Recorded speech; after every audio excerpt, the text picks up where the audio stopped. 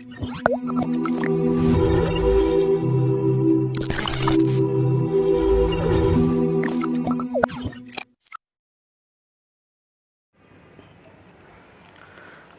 علیکم ورحمۃ اللہ وبرکاتہ۔ الحمد للہ رب العالمین والصلاة والسلام علی سید الانبیاء والمرسلین محمد وعلی آلہ واصحابہ وازواجہ وذریاتہ واہل بیتہ اجمعین، اما بعد فاعوذ باللہ من الشیطان الرجیم، بسم اللہ الرحمن الرحیم۔ ان عدة الشهور عند الله 12 شهرا في كتاب الله يوم خلق السماوات والأرض منها 4 حرم ذلك الدين القيم فلا تظلموا فيهن أنفسكم۔ صدق الله مولانا العظيم۔ قال النبي صلى الله عليه وسلم: أفضل الصيام بعد شهر رمضان شهر الله المحرم، او کما قال علیہ الصلاۃ والتسلیم۔ بزرگان محترم، عزیزان گرامی، نوجوانان اسلام، السلام علیکم ورحمۃ اللہ وبرکاتہ۔ آج کے اس مختصر وقت میں آپ حضرات کے سامنے یوم عاشوراء کی فضیلت، محرم الحرام کی اہمیت پر مختصر روشنی ڈالنا چاہتا ہوں۔ عزیزان گرامی، ہم سب کو معلوم ہے کہ ہمارا اسلامی نیا سال محرم الحرام سے شروع ہوتا ہے۔ محرم الحرام نہایت عظمت والا، احترام والا مہینہ ہے۔ ہمارا اسلامی نیا سال محرم الحرام سے شروع ہوتا ہے، اور اس میں کئی اہم واقعات پیش آئے جو انشاءاللہ آئندہ آپ کے سامنے پیش کیا جائے گا۔ عزیزان گرامی، آج کے اس مختصر وقت میں آپ حضرات کے سامنے یوم عاشوراء کی فضیلت اور اس دن کیا کیا اعمال کرنا ہے اور کن کن اعمال سے ہم سب بچنا ہے، اس کے بارے میں کچھ باتیں پیش کی جائے گی۔ عزیزان گرامی، محرم الحرام اشہر حرم میں ہے، یعنی 4 مہینے حرمت والے ہیں، جو حضرت ابراہیم، حضرت اسماعیل علیہ السلام سے بھی پہلے اور ان کے زمانے سے چلی آ رہی ہے کہ ان مہینوں کا لوگ بڑا احترام کرتے، بڑی تعظیم کرتے۔ ذی القعدہ، ذی الحجہ، محرم اور رجب۔ کتابوں میں لکھا ہے کہ ان مہینوں کا وہ اتنا احترام کرتے تھے کہ اگر کسی کے باپ کا قاتل بھی سامنے آ جائے اور وہ حرمت والے مہینے میں ہو تو اپنے باپ کے قاتل کو بھی معاف کر دیتا تھا، چھوڑ دیتا تھا کہ اس مہینے میں، اس حرمت والے مہینے میں ہم لڑائی نہیں کریں گے، ہم جھگڑا نہیں کریں گے، ہم قتل و قتال نہیں کریں گے۔ قل قتال فیہ کبیر، ان مہینوں میں قتال کرنا، لڑائی کرنا، جھگڑے کرنا بہت بری بات ہے، بہت بڑا گناہ ہے۔ ویسے قتل و قتال بہت بڑا گناہ ہے، لیکن یہ مہینے اشہر حرم میں ہیں تو اس کی تعظیم اور اس کی عظمت اور اس کی اہمیت اور بڑھ جاتی ہے۔ عزیزان گرامی،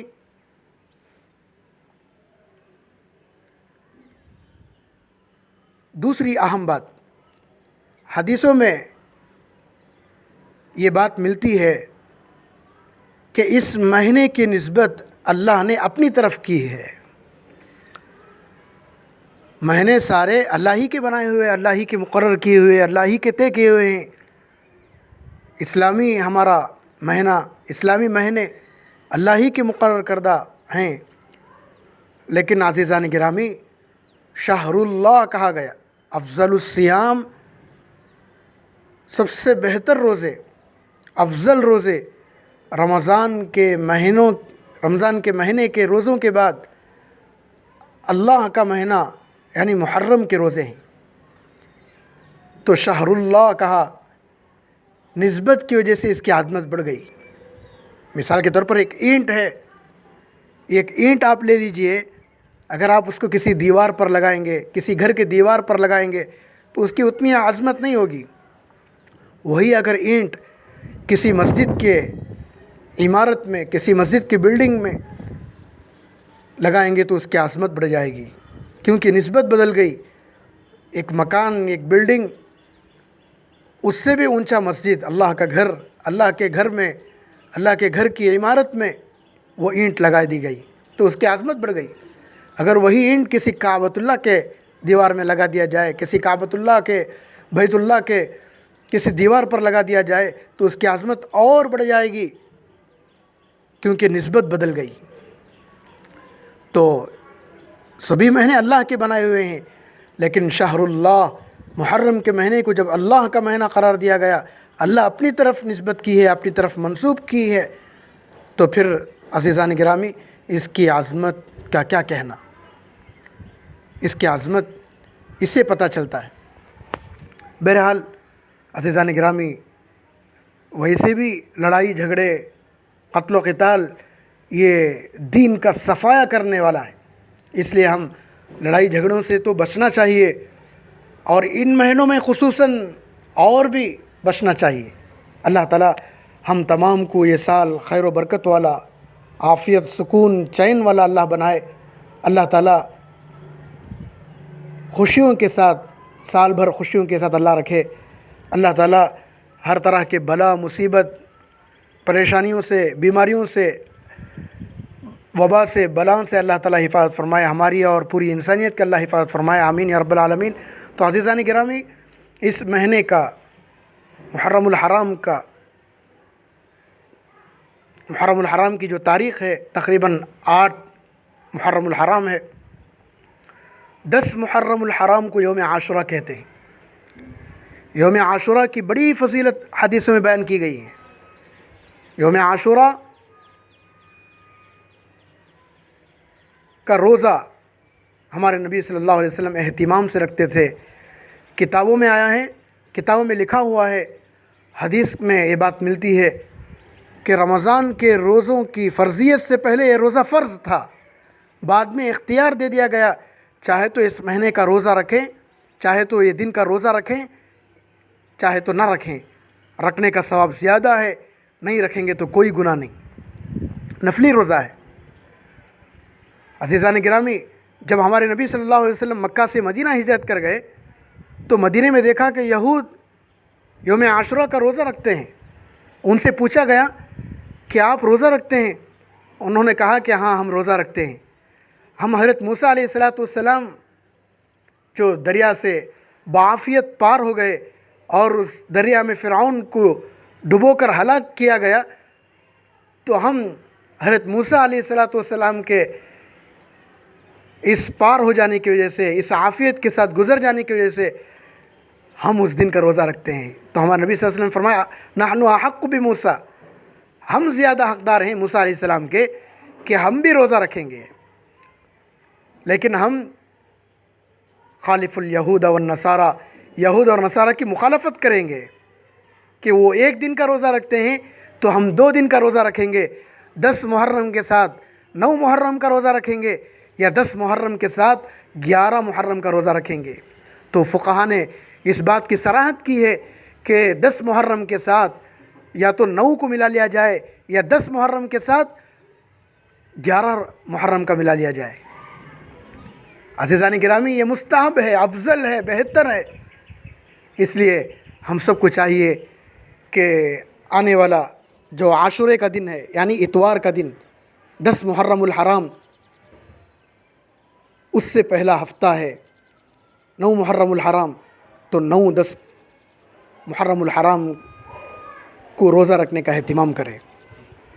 اور اس کی فضیلت ہمارے نبی صلی اللہ علیہ وسلم نے یہ بتائی، مجھے اللہ کی ذات سے پوری امید ہے کہ اللہ تعالیٰ اس دن کے روزہ رکھنے والے کے 1 سال کے پچھلے گناہ اللہ معاف فرمائیں گے۔ اللہ قبول فرمائے، اللہ ہم سب کو توفیق نصیب فرمائے۔ چھوٹے عمل پر اللہ تعالیٰ اتنا بڑا انعام دیتے ہیں۔ عزیزان گرامی، تو ہم سب یہ کوشش کرنا چاہیے کہ ضرور ہم اس دن کا روزہ رکھیں گے اور یہود و نصارہ کی مخالفت بھی کریں گے۔ عبادات میں اللہ تبارک و تعالیٰ نے، نبی علیہ السلام نے یہودیوں کے ساتھ مشابہت اختیار کرنے سے منع کیا ہے۔ اللہ اکبر، آج دیکھ لیجئے آج کا ہمارا نوجوان غیروں کے پیچھے کتنا چل رہا ہے، غیروں کی مشابہت کر رہا ہے، غیروں کی مشابہت اختیار کر رہا ہے۔ میرے عزیزان گرامی، نوجوانان اسلام، تو ہم ہر چیز میں غیروں کی مشابہت سے بچیں گے، ان جیسا بننے سے ہم بچیں گے۔ ہم نبی کے طریقوں پر چلیں گے، اللہ کے بتائے ہوئے حکموں پر ہم چلیں گے تو ہماری کامیابی ہے۔ اور محرم الحرام میں جو آدمی کسی بھی دن کا ایک روزہ رکھتا ہے تو اللہ تعالیٰ 30 روزوں کے برابر اسے ثواب عطا فرماتے ہیں۔ اللہ اکبر، اللہ کیا عطایا کا کیا کہنا کہ ایک روزے پر 30 روزوں کے برابر ثواب۔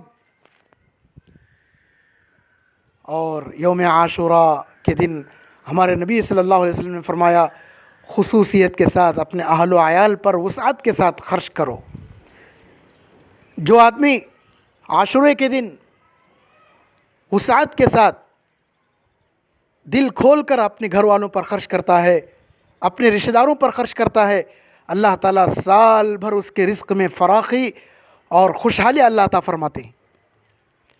اللہ اکبر، سبحان اللہ۔ عزیزان گرامی، تو ہم سب یہ کوشش کریں کہ ہم اس دن روزہ رکھیں اور اللہ جو کچھ ہمیں دیا ہے رزق میں، روزی میں، بنائیں گے، اپنے اہل و عیال پر بھی، ہم اہل و عیال کو بھی کھلائیں گے اور دوسروں کو بھی کھلائیں گے، تاکہ اللہ تعالیٰ سال بھر ہمیں خوشیوں کے ساتھ رکھے، اللہ تعالیٰ سال بھر فراخی کے ساتھ، خوشحالی کے ساتھ اللہ رکھیں، اللہ تعالیٰ عطا فرماتے۔ اس کے لیے ضروری کہ کھچڑی ہی بنانا، اس کے لیے ضروری نہیں کہ شربت بنانا، اس کے لیے ضروری نہیں کہ فلاں آئٹم ضرور بنانا، فلاں چیز ہی بنانا ضروری نہیں ہے۔ عزیزان گرامی، جو بھی ہو بنا کر دے سکتے ہیں۔ بعضوں نے خاص کر لیا کہ نہیں اس دن یہی بنانا ہے۔ اور اس مہینے میں اللہ اکبر، اللہ اکبر، اللہ ہم سب کی حفاظت فرمائے، طرح طرح کی خرافات ہوتے ہیں، بدعات، رسومات ہیں، نوحہ کرنا، ماتم کرنا، غم منانا، سوگ منانا، سینہ پیٹنا، چہرے پر مار لینا اور کالے کپڑے پہن لینا، انگار کھندلنا، یہ سارے خرافات ہیں، ان سب سے بچنا چاہیے۔ اللہ تعالیٰ ہم سب کو کہنے سننے سے زیادہ عمل کی توفیق نصیب فرمائے۔ عزیزان گرامی، تو اس دن بہت سارے اہم واقعات پیش آئے اور یہ مہینہ ایک عظیم شہادت کو بھی یاد دلاتا ہے۔ حضرت عثمان غنی رضی اللہ عنہ کی شہادت بھی ہوئی ہے، اور اس دن یوم عاشوراء کے دن کئی اہم واقعات پیش آئے۔ اس میں ایک اہم واقعہ سیدنا حضرت حسین رضی اللہ عنہ، نواسۂ رسول، سیدہ شباب اہل الجنہ الحسن والحسین، جنت کے نوجوانوں کے سردار حضرت حسین رضی اللہ عنہ، حضرت حسن رضی اللہ عنہ، حضرت حسین رضی اللہ عنہ کی شہادت ہوئی ہے۔ اللہ تعالیٰ پوری امت کی طرف سے انہیں جزائے خیر نصیب فرمائے۔ اس کو بھی یاد دلاتا ہے، اس کا کچھ تذکرہ آپ کے سامنے انشاءاللہ آئندہ پیش کیا جائے گا۔ اللہ تعالیٰ سے دعا ہے کہ اللہ تعالیٰ کہنے سننے سے زیادہ ہم سب کو عمل کی توفیق نصیب فرمائے۔ اللہ تعالیٰ اس وبا سے، اس بلا سے پوری انسانیت کے اللہ حفاظت فرمائے۔ آمین یا رب العالمین، وصلی اللہ علی نبی الکریم، وآخر دعوانا الحمد للہ رب العالمین۔